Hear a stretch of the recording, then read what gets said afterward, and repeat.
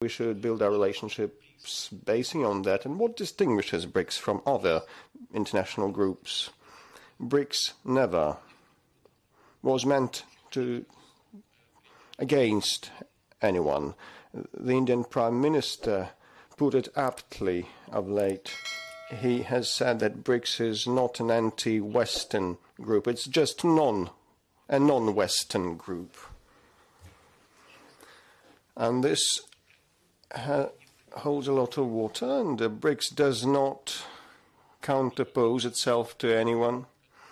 It is a group of nations that work in concert and have shared values and shared goals of development and take each other's interests into consideration. This will be the basis of our work in Kazan. Thank you, Mr. President. Indeed, BRICS nations. The United States needs to give it a thought. They have spoiled the relationship with Russia by imposing continuously sanctions, and it has a negative impact eventually on them. So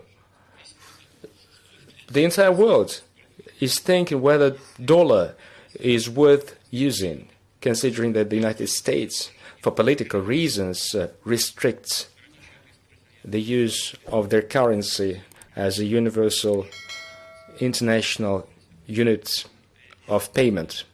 Now everyone is doubting this, and the volume of dollar is reducing, both in settlements and in reserves too.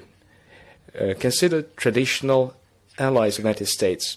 Even they reduce their dollar reserves. Now China.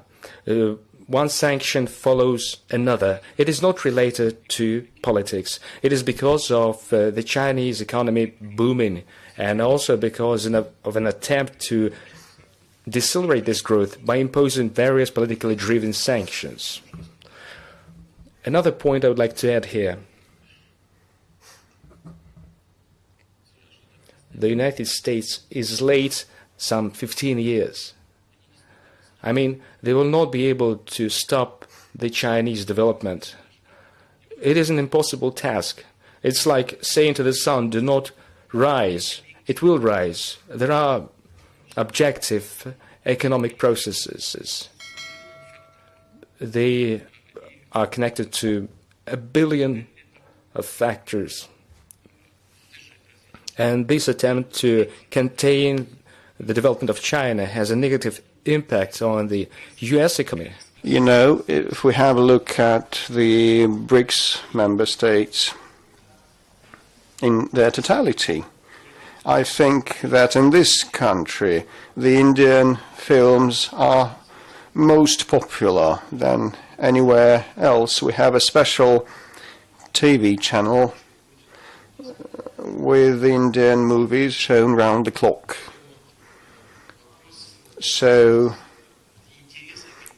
we have a lot of interest in Indian films. This is number one. Number two, we hold BRICS film festivals, and this year the Moscow International Film Festival introduced all the tapes from BRICS countries, and the Saudi movie, the Egyptian, and the third country, Jordan, took the first three places. Saudi Arabia, Egypt, and Jordan.